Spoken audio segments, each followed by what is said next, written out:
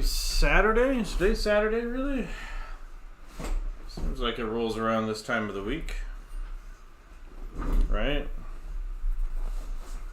Feel like it.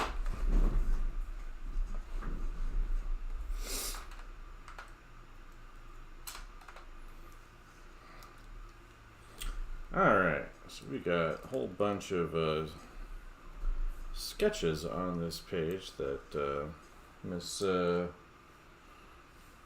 see, where's my eraser? Miss Whitlatch provided for us.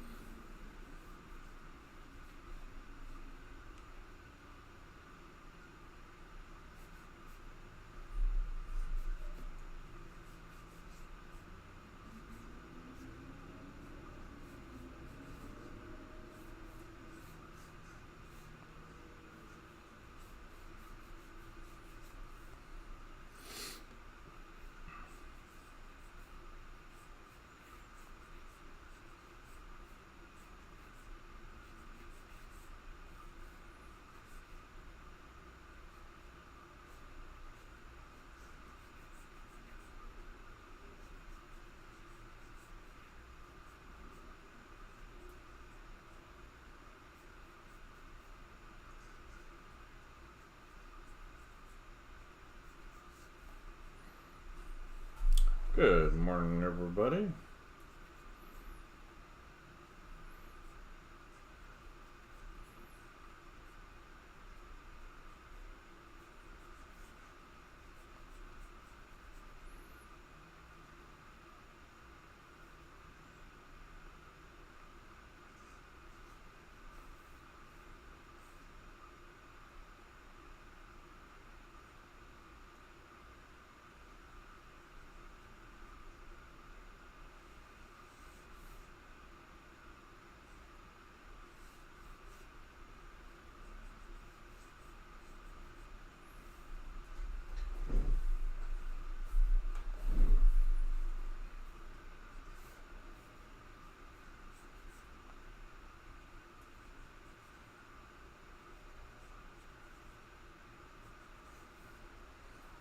Good morning.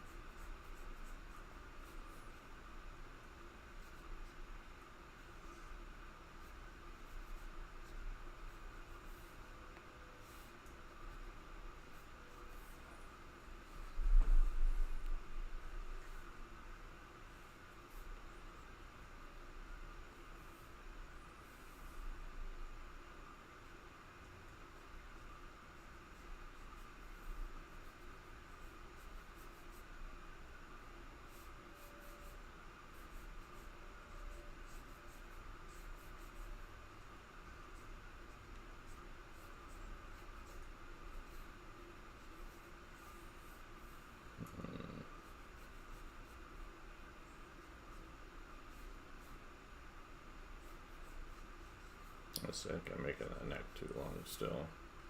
I'm having a rough time this morning getting this sketch in here. So used to all of her drawings being sideways, and suddenly we're getting side view here. She's got a page of drawings that she's kind of exploratory sketches of this creature on these pages. I think it's one of the things where she's trying to explain kind of more visually what it does rather than verbally, which I think is always smarter than the other option, which is, telling people about how things work and look isn't nearly as effective as showing it.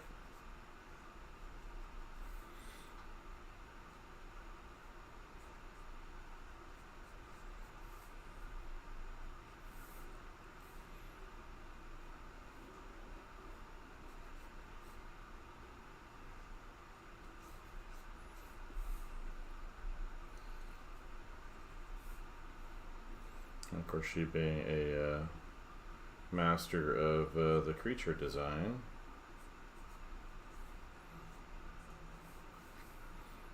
Helps to kind of see her point of view of things, right?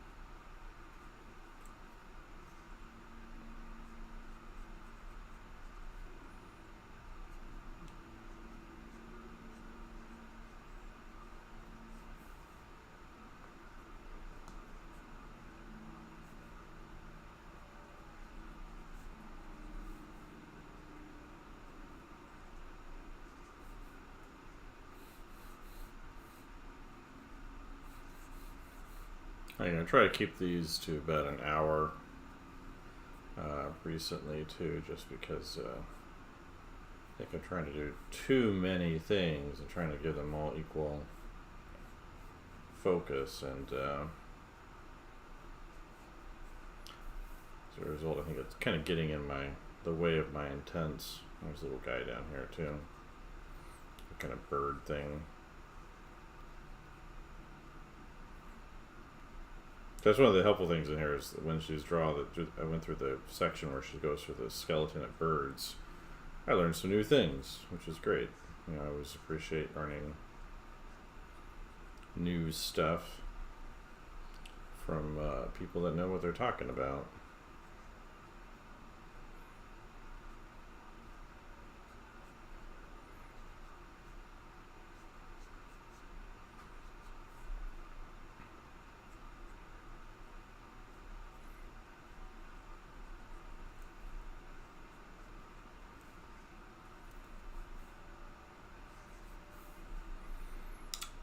That one, and then we'll get this other one right here. It's this back view. I'm trying to keep it about the same size as the one next to it, but it does disappear behind this guy, so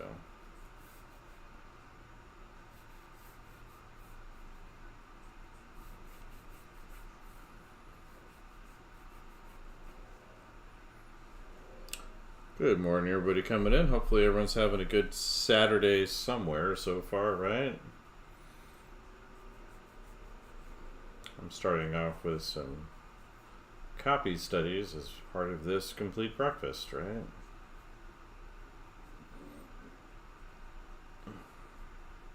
I like how she will make part of the creature invisible.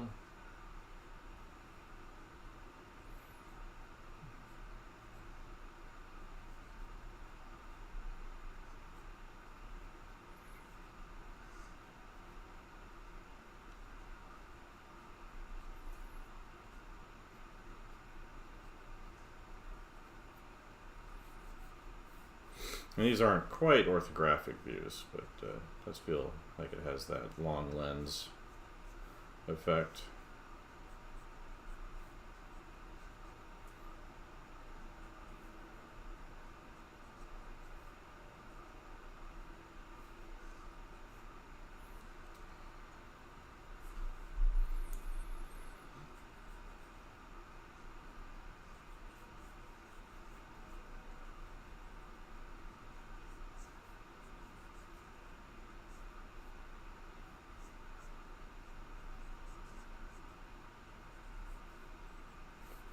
Crest goes up through him, so I guess we'll lose out on some of that.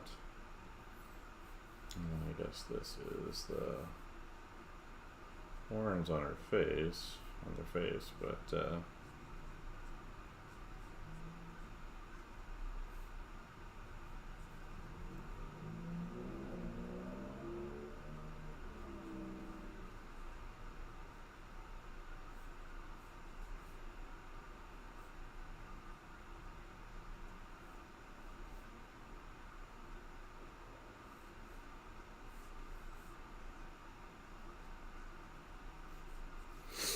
Good morning, everybody.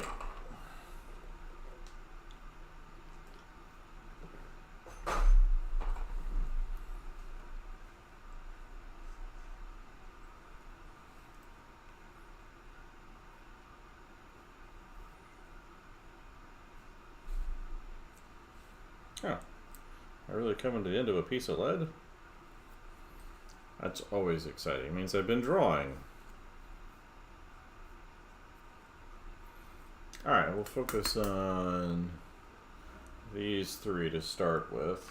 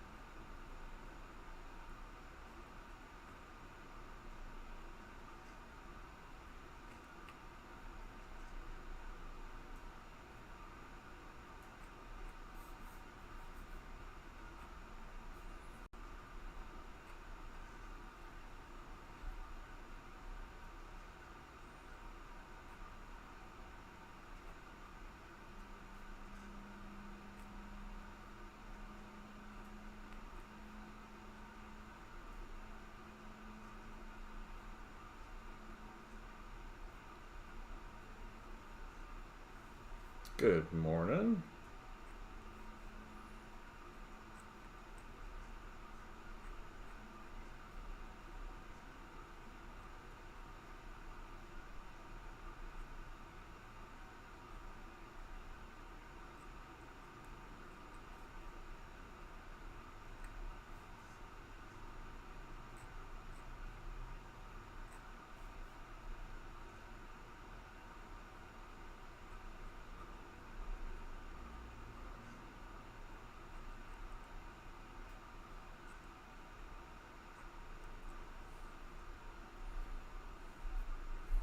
Guess I'm working down here. I could zoom in, right? For you guys, anyway.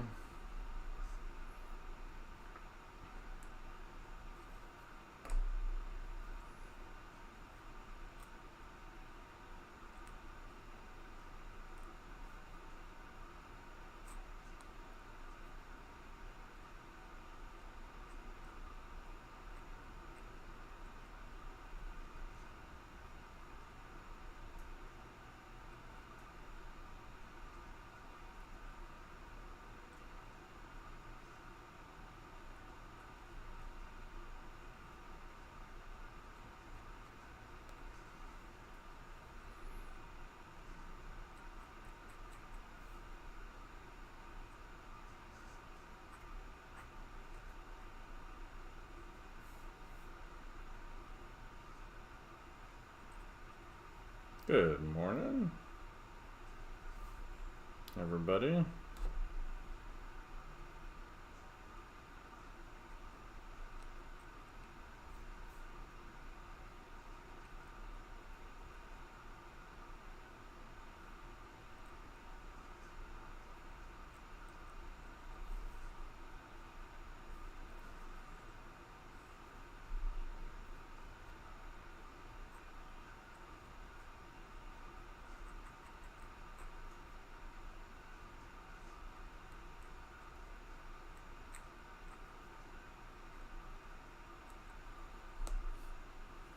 Good morning, everybody coming in. How are we doing? I put in my little pen there what I'm working on for myself up here, those that are wondering. So it's not, these are not my original designs, but rather part of a larger study project I started a while back to look, take advantage of all the books that I have, and really get into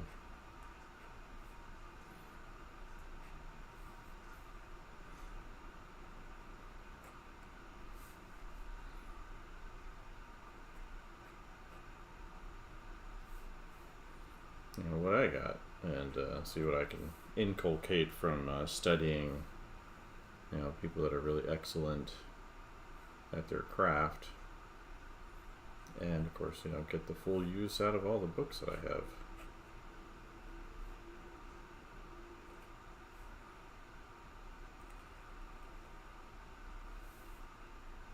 I appreciate that.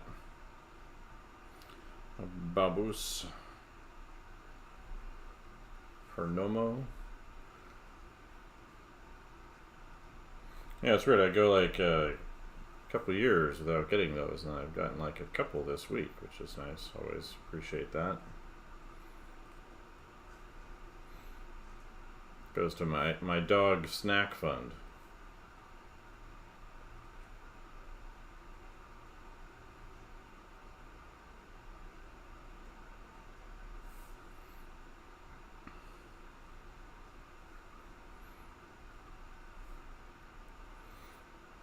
Is anybody else working on anything in particular?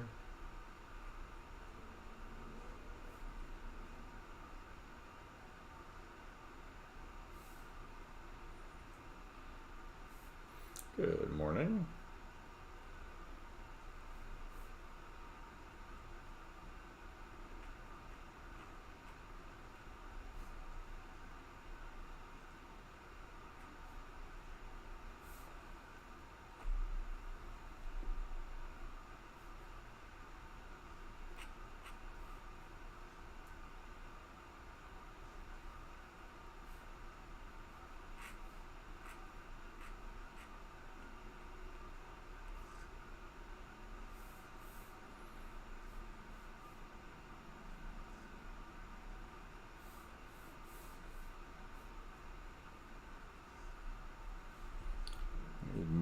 Everybody popping in.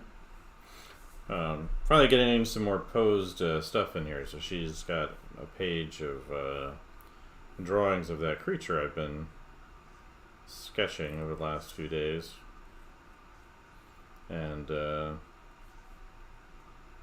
which is nice, because she usually does a lot of side views. I guess it's really great for part of that production process of getting those to modelers and things. They need those side views and to make the front views too, to make the most difference for their work. But it's nice when she puts in some these kind of exploratory pose pages. So the next few pages should take a little bit longer. At least the next page should take a few pages rather.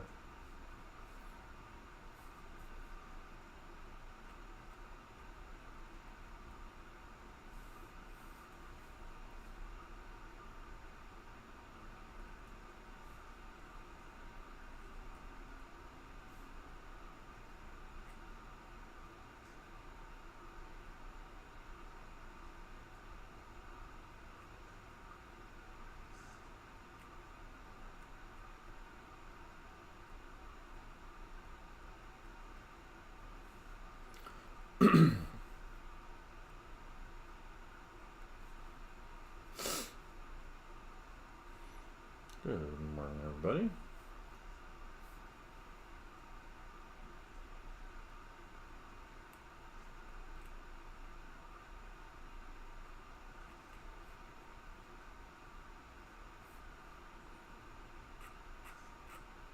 Yeah, I've been debating what to look at next in terms of books. So I should be able to finish this one in the next, couple weeks, 2-3 weeks, something like that. We've got page 123, 159 pages. So depending on the number of drawings, it could be done in the next, couple weeks, or 3 weeks maybe, possibly 4. There's lots of time to decide, but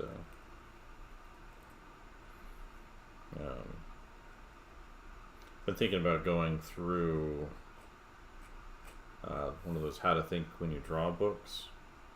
So I've got 5 of those.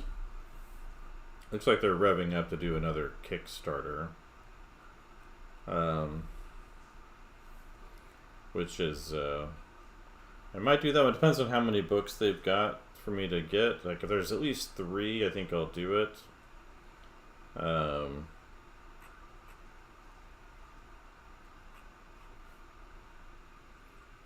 just because it's so expensive to get these things shipped out from ye merry old England that like if you just order one, you're paying as much or more in shipping for the book than you do for the book itself. So I was thinking, wait till there's more of them. I don't know if anyone's familiar with that series of books, the How to Think When You Draw series by the Etherington brothers. Actually, what I should do is when that Kickstarter goes live, I should make sure I send it to my university library and have them get it.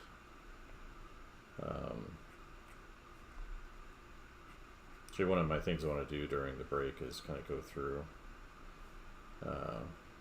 my library and make sure that theirs has everything we want.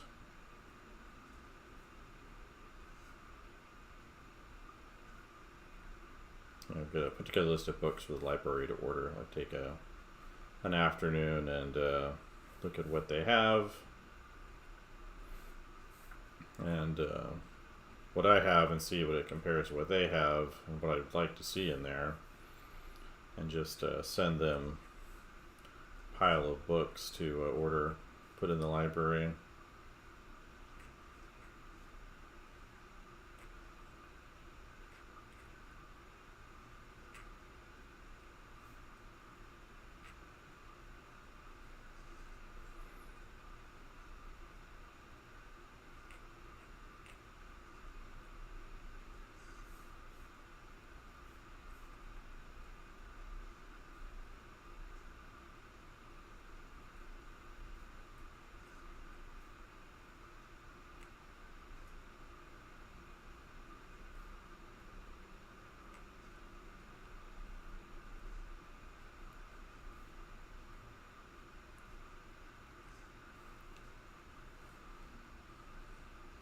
Good morning, everybody coming in.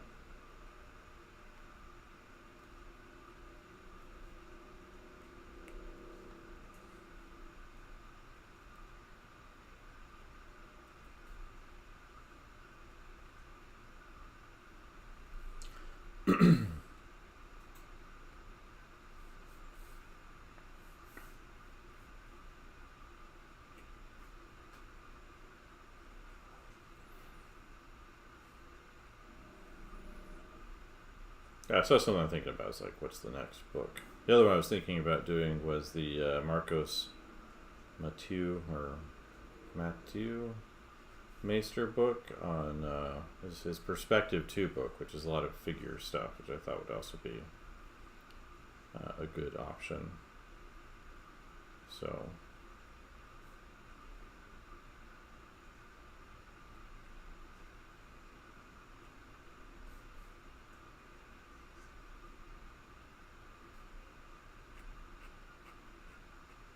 that's what I've been thinking about. So in terms of what's next here,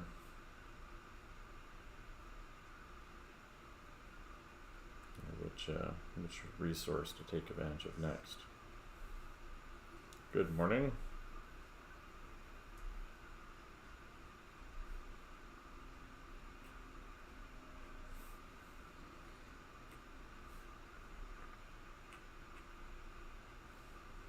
Oh, hello over there on YouTube.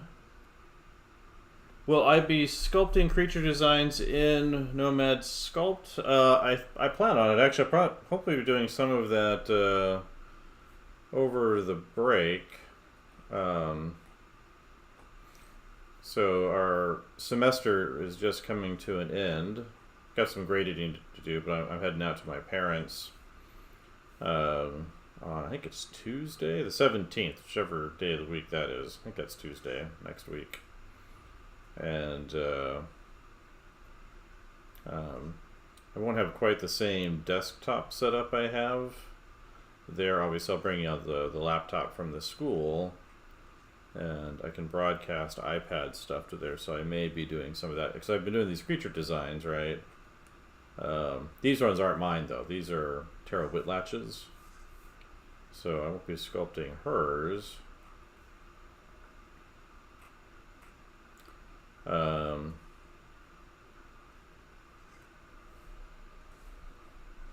But I think it would be a good idea to maybe sculpt a horse or something. Would be if I can find some decent turnaround photos of like a single horse or one species of a horse, and that could be a good activity. I've also got my own creature designs that I want to do as part of a larger portfolio refresh that I've been working on that I want to do in 3D. And so I'll probably do those in Nomad Sculpt. I'm kind of regretting, I realized, too late of course, but when I bought my iPad, I guess 3 years ago, I thought it was older than that, but I guess I've only had it for 3 years. I think part of the devices all just being the same, it's hard to remember necessarily when you bought what. But yeah, I could get twice as much polys on an iPad with a larger hard drive, basically. So it has, if you get the larger hard drive ones, I think it's the 1 terabyte iPads. They have like twice the RAM, which I didn't know until I'd already bought mine. If I'd realized that, I would have gone with one of those.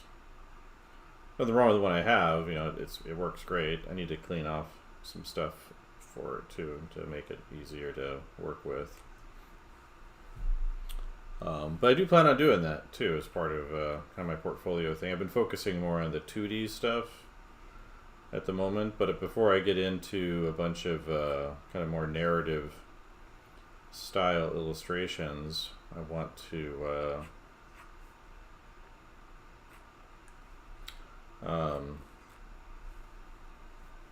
finish off this concept phase of the project.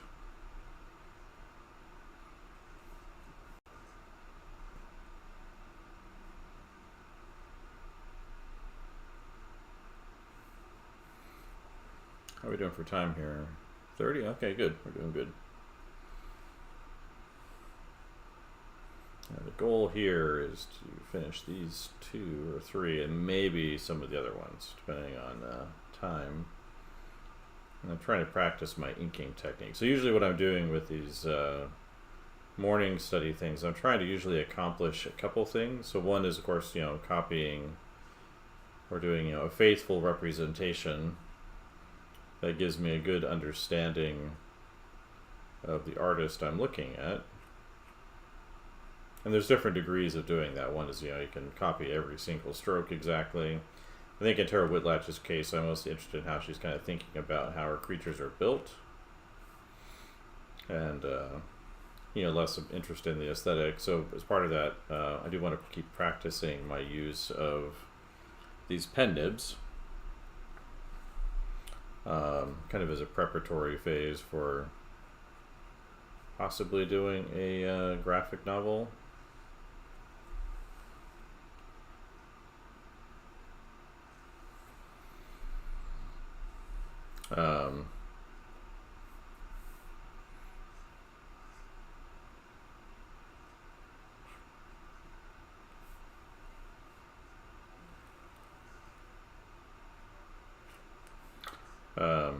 So, I wanted to get better at using some of these tools in kind of their standard way first.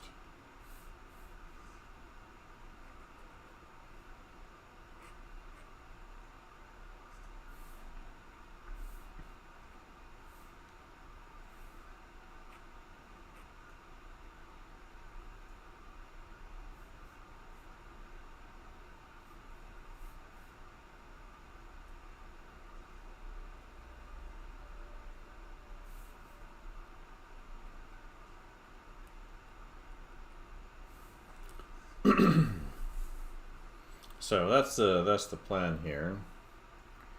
I wouldn't mind doing like a study thing with 3D stuff.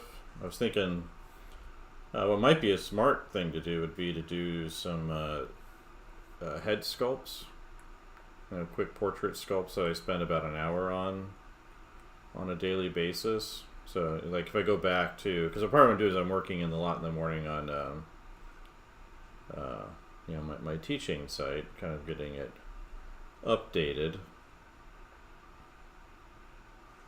which is over, myartprofessor.com.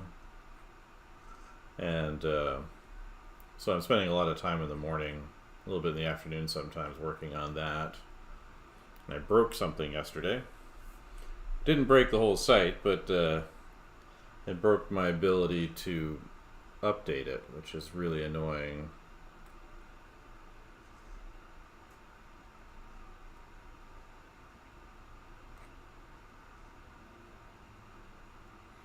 But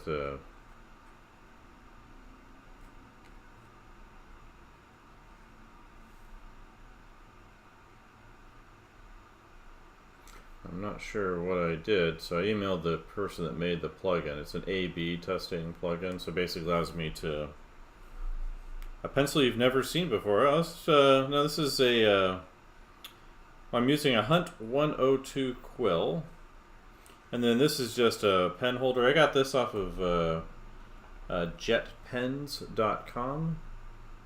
It's kind of a site, they focus on drawing supplies. And this is, I think it's Deleter, the one that makes this, but they have like a lot of like manga drawing supplies there, a lot of Japanese stuff, and this is one that comes from there. I have mixed feelings about it though, because the inner part of it here is plastic, and I've had one of these before, and there's a plastic shaft that holds the nib in place. It can break. So I had one before and that broke. So, but I like how thick it is. Like, it's nice that it's kind of got a thicker handle on it. So I got fat fingers. As an adult Western male, I've got fat fingers. And usually for this type of nib holder, like if you go to the store, they look like this. So if you compare, that versus that, it's a lot easier to handle. You can put, holder, grips on it, but it'd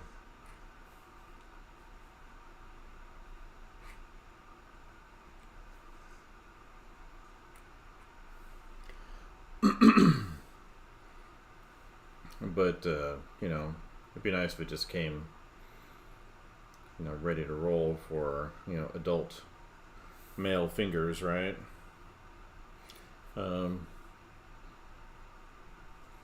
So, there's that. But again, I've had these break. But yeah, jetpens.com. If you've never been there, it's a cool site. They've got all kinds of art supplies and things you don't see at the typical art supply shop. Even online at most of them, they won't have a lot of the materials that they carry because they're importing Japanese stuff. It takes about 5 to 7 days for it to come in the mail, but I think that if you order over a certain amount, you get free shipping, so that's nice. But yeah, you can get like the whiteout, this type of white stuff on there. But yeah, it's a cool little company. I've been buying from them for a long time. I was saddened to see one of the people that I bought some art supplies from. They disappeared. It's a company that makes a pochade box, a landscape painting box that folds. What's the name of it? They're called. I just forgot their name. But I went to go check their site just to see if they'd added any kind of new accessories or something for it, and they're gone. I guess the pandemic killed them or something. What are they called? Open Box M. That was who they were. Open Box M. And yeah, they're totally gone, which was really disappointing. Yeah, this is it's more Terryl Whitlatch stuff. So if you look up here, here's her drawing.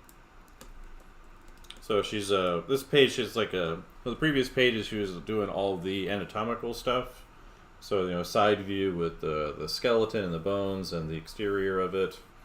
And then on this page, she's got like a bunch of sketches of it. So this is a front and back, almost orthographic view. Not quite, but almost orthographic. And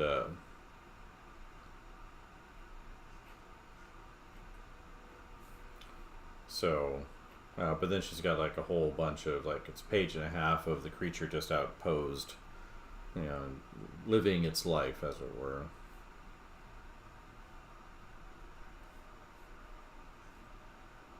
That shoulder goes up to there, cuts in. I always get turned around in orthographic views for some reason, especially the rear to front one.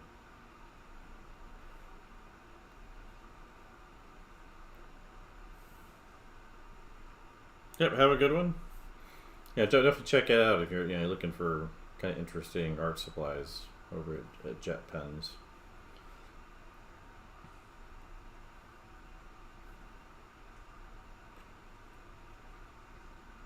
I think it's a mapping pen holder or something they call it, something like that.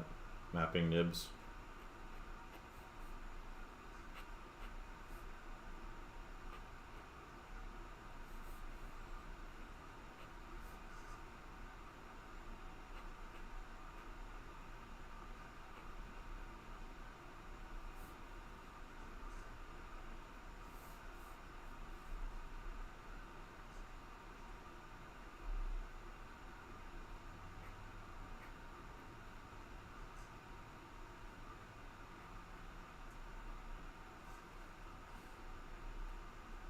Yeah, I definitely recommend. She's got 3 books. So this is Science of Creature Design, and there's 2 other ones. I've got one of the other ones. I need to just order the 3rd one.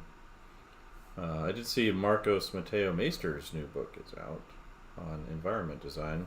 Probably wait a bit to get it. Right now it's still like full cover price on Amazon, just like $40. And all of his other books are like 15 to 20 something dollars, and I've got all 5 of them, but I do want to get that newer one once the price drops a little bit.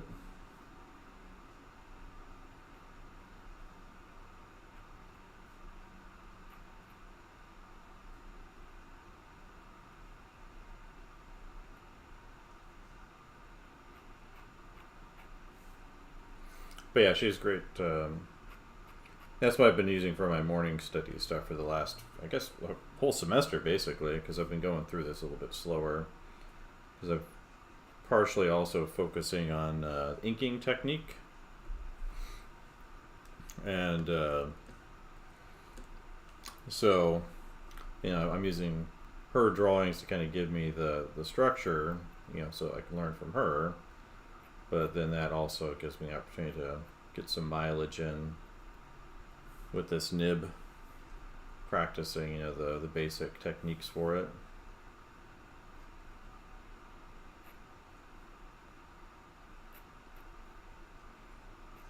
It's funny, I was buying these zebra ones that were similar. They have like a similar shape, but they're a lot stiffer, which I was surprised by. I thought they were the same, so I just kept buying them. So I've got like a couple little boxes of them. But these ones are way more flexible.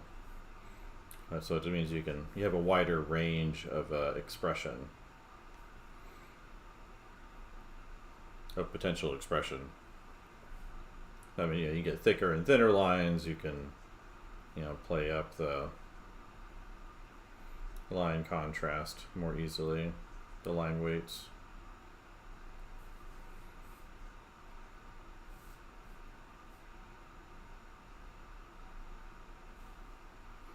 So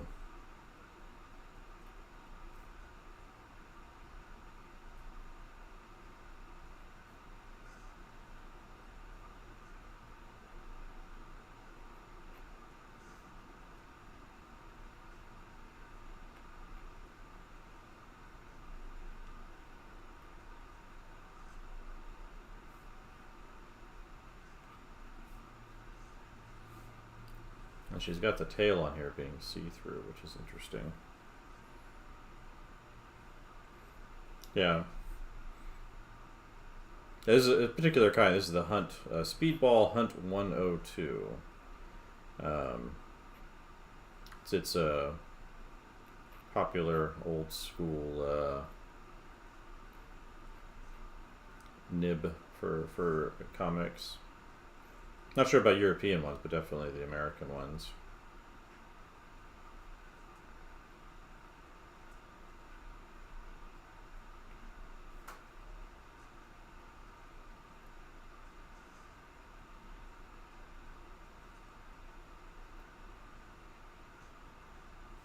Her larger point with this chapter is she's kind of taking rhino anatomy structure, and then she's kind of pulling and stretching it out for this creature here, and changing its environment. So it's keeping the three-toed structure. Yeah, it's a nice pen, right? You know, it works really well for this kind of approach. Personally, I kind of like a mix between something that's a little more, I don't know, wild, I guess. That's why I like the Sumi brushes. And then maybe bring kind of this in for kind of clearing things up or cleaning things up a little bit. We'll have to see, because I like different things, but I do tend to find it's easier for me to work kind of in a neat style, like a clean style, rather than the heavily expressive one that you get with the brush.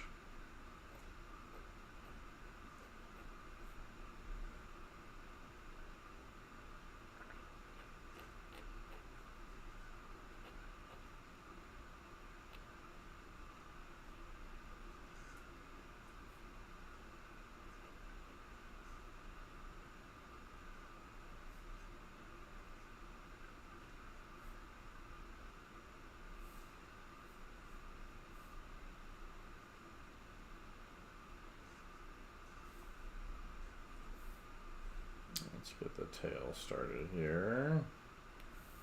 Gotta get the tail for the other one in there too, but it goes behind this drawing, so I thought I would do this one first.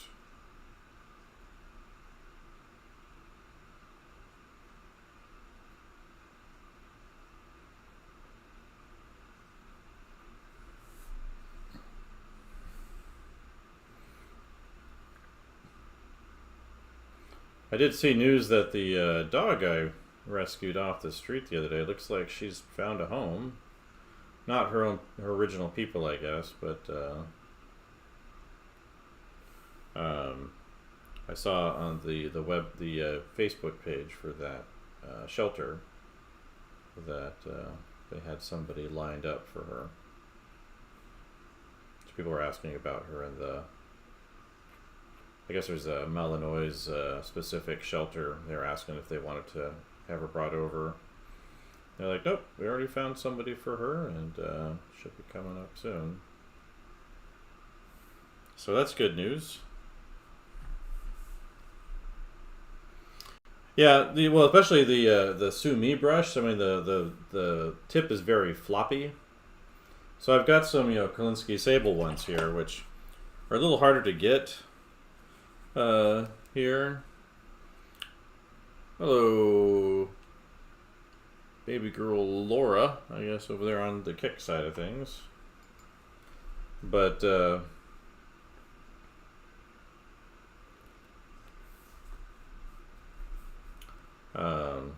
put that line in the wrong place. All right, it's how we learn, right? This one's okay, but the other side was a little too off. Yeah, so that sounds like they found her a place. I mean, she's I think anybody meeting her as a puppy is just going to be thrilled by her. I don't know if they realize how big she's going to get, because I think they're the same size or larger than a German Shepherd. They're also very high energy, very intelligent dogs. So, like, I love my dog, but he's smart enough. He's not stupid. I've met really stupid dogs before, and he's not a dummy, but he's not like a border collie or a German Shepherd in terms of intelligence. He's smart enough, to do all the things that he wants to do, which is plenty good.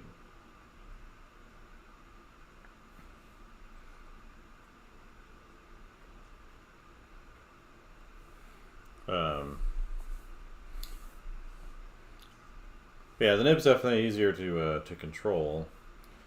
This one is does have that kind of floppiness to it a little bit, but that's where you get the line quality variation in it.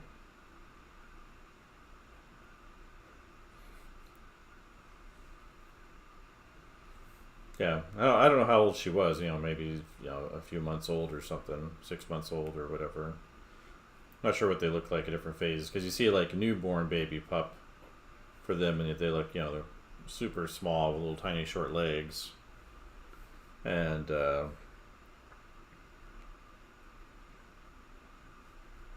usually with the intelligence, it's usually an energy issue as much as anything else. So dogs that are really, really super intelligent, like border collies or German shepherds, or I guess blue heelers, especially these herding style dogs that tend to be very, very smart.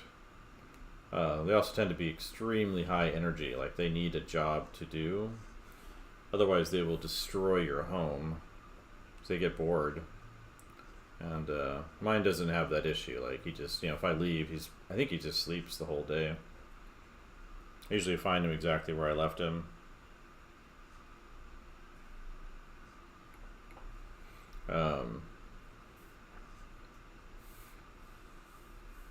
But so he's not like a high-strung dog. So I'll meet people like, you don't crate your dog during the day, and I'm like, no, he's just he just hangs out, sleeps. He doesn't like it when I leave, but there's nothing for him to do about it. Doesn't like nobody likes being left behind.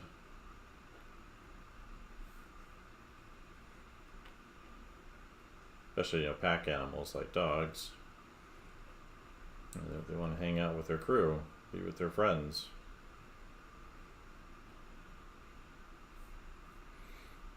And of course, he doesn't understand. He hopes they'll probably be back, but he doesn't know for sure. So a lot of dogs, they can get that separation anxiety because they don't know if you're coming home or not. Yeah, that's the thing with the high kind of these high intelligence breeds like that is.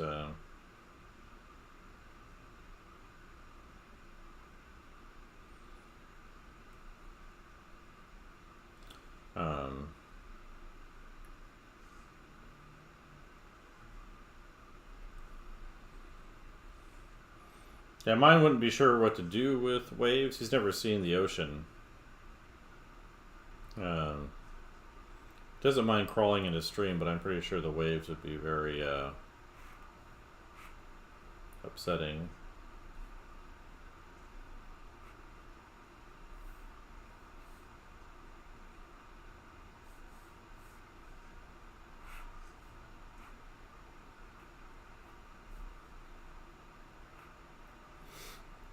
Really, for these lines that go like that, I should rotate the paper to work with my arm a little better.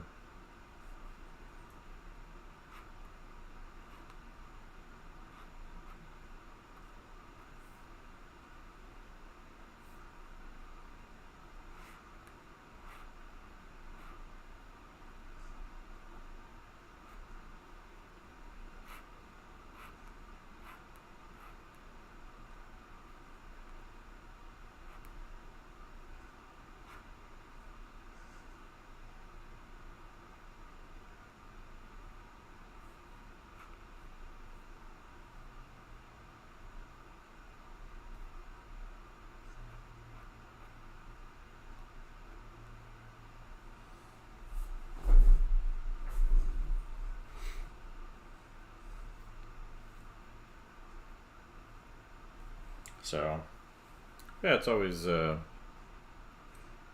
to see what's going on here. I was talking before just a little bit, debating on kind of what book I should maybe look at next.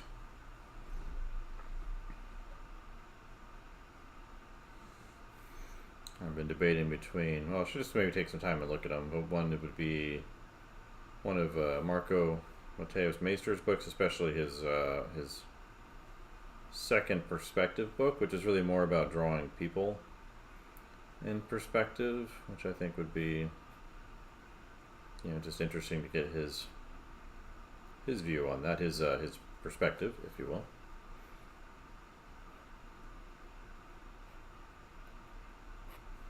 And do that, or the other option would be one of these how to think when you draw books. So I've got 5 of those. I did the first one, so I would probably grab the second one and go through that one. And they're about to do another Kickstarter.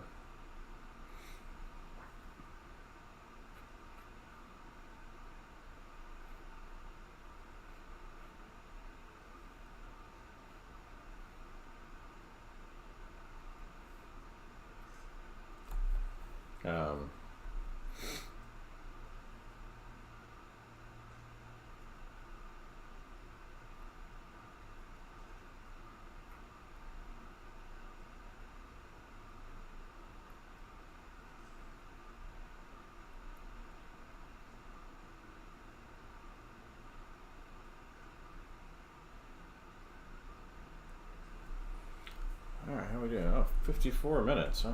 So, doing about what I thought we would do.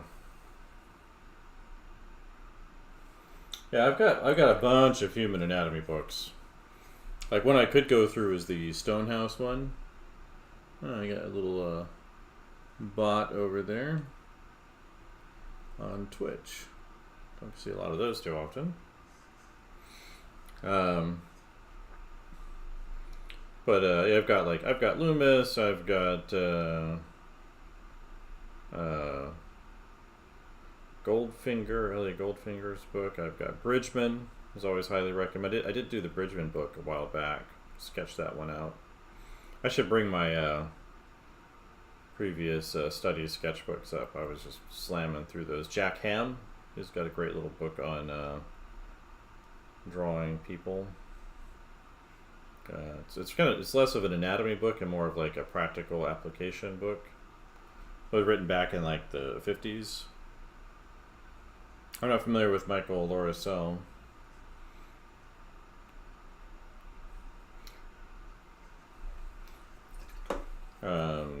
What else do I've got?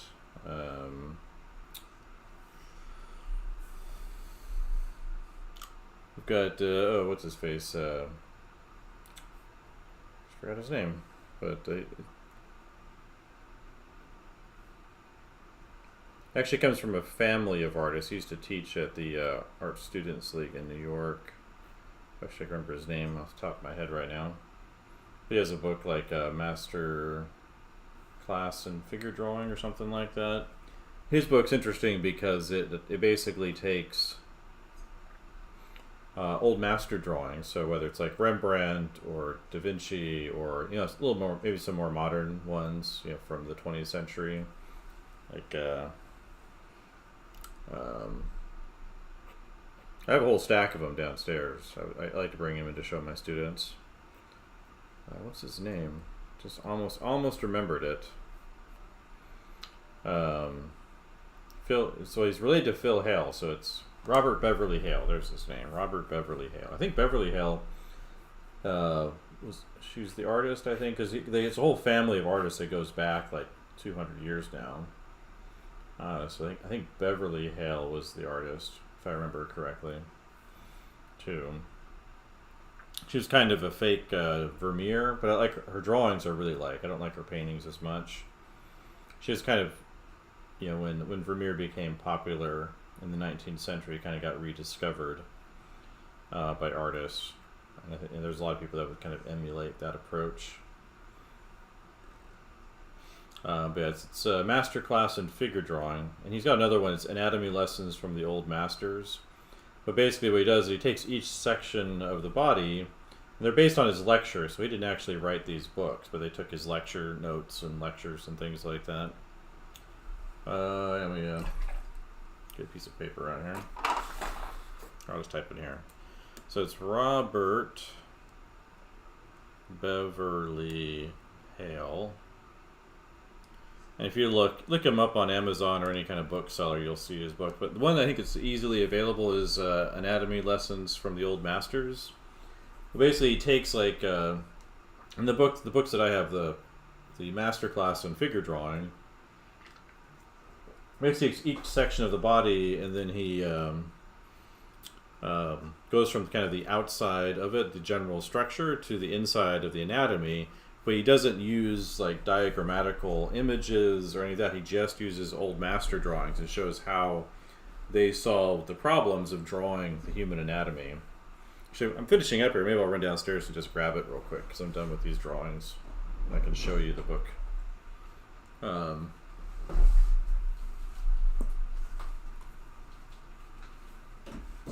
just run down and grab that real quick.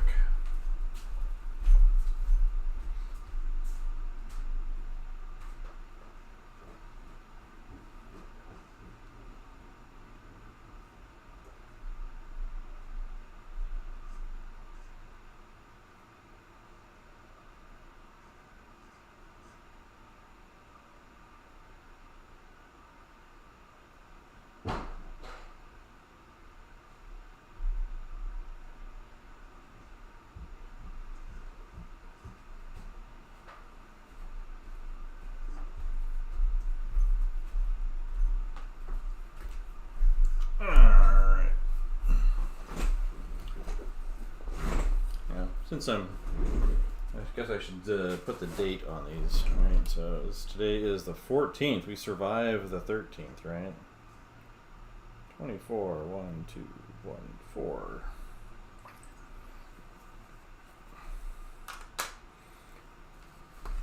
Let's get this stuff out of the way.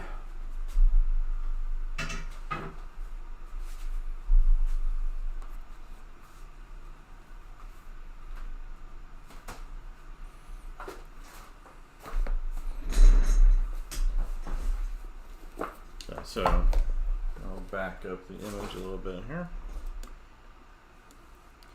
So this is the book that I have. I have two of them. I brought the other one up too. But this is Robert Beverly Hale, and so basically he takes each section of the body. So there's like there's the rib cage, and he's using this Cambiaso drawing from 1500s.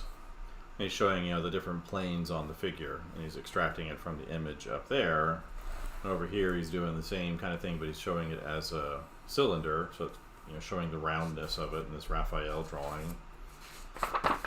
And then here's another Raphael drawing showing kind of the plane changes up here and how they happen up there. And he goes in, there's all the notes and things that are in the text as well that go into it. Or here's on the back with the rib cage where the scapula is. I always like this little drawing right here of that Albrecht Dürer did.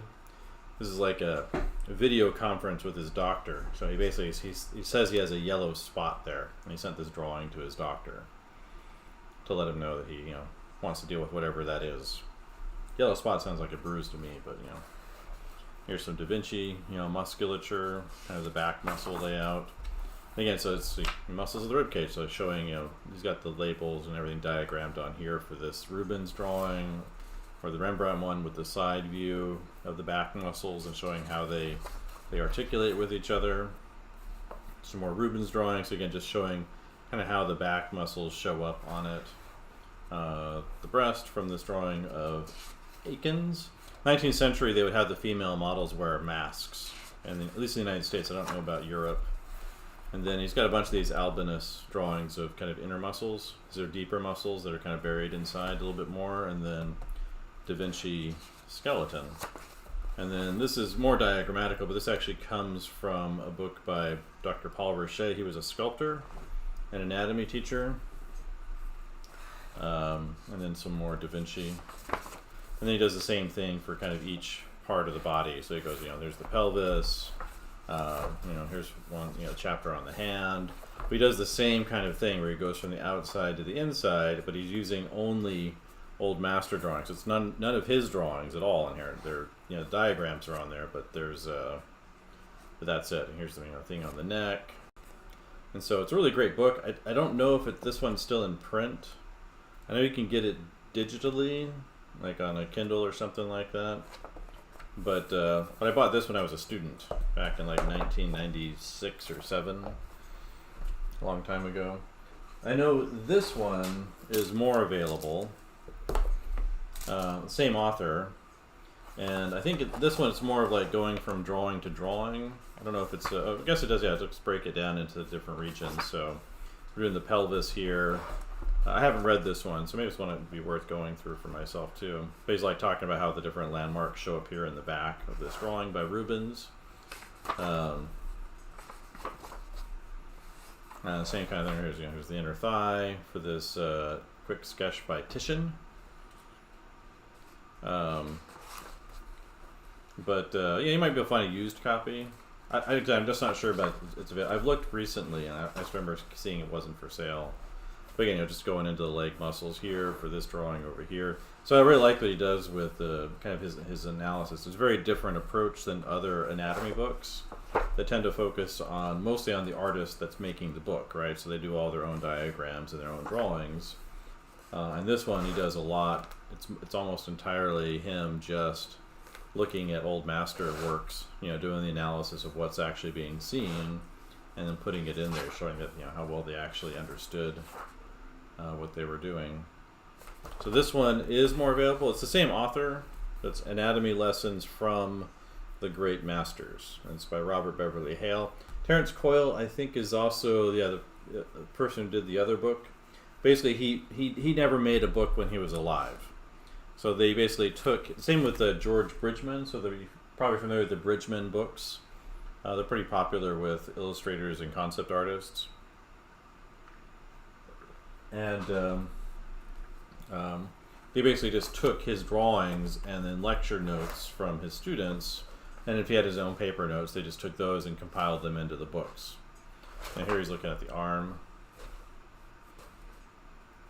So he does a similar thing here. It's not, I think, as the same level of analysis as the other one does, but he's just saying, you're looking at this master drawing, this is how these things show up in the master drawing here. So, yeah, I like the other one. I think probably just going through this one, I like the other one a bit more. This one's good too, though. Yeah, and Anatomy Lessons from the Great Masters, if you want to screenshot that.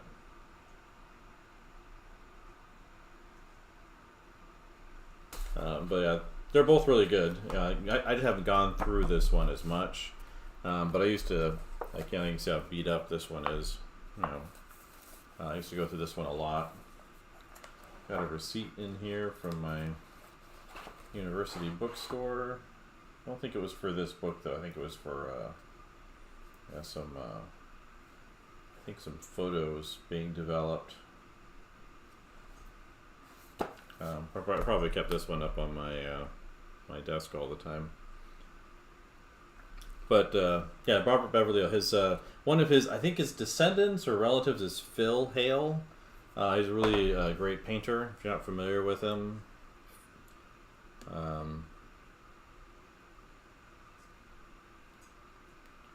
So this guy's a contemporary kind of figure narrative type painter. There's a whole family of Hales. I forget, I think his aunt or grandmother or something like that was Beverly Hale, which I think was the artist, I think. But I really liked her drawings that I found. There's a handful of drawings that you can find online by her that are really nice. They're American family, but he taught at the Art Students League after, I don't know if directly after, but sometime after George Bridgman was there and had stopped teaching at that institution. Yeah, it looks like I bookmarked some stuff in here for some reason. Let's see, what did I bookmark in here? External oblique. Wonder why I bookmarked that. It's been a while since I've looked at this book, so this would be another one. Yeah, one of the reasons I've been doing this little copy thing is I've got all of these art books, and it's, they're great to look at, but I'd actually like to use them for something. But So you can see how kind of big they are. But yeah, definitely, I think this one's probably the better one if you're looking to study some stuff. Here's a nice little Degas drawing for the upper arms. He's showing how the muscles work in there. The plane changes in this this drawing over there by Poussin. Proudhon, of course. People usually do copies of his toned paper drawings in classes, but looking at the arm up there. So, yeah.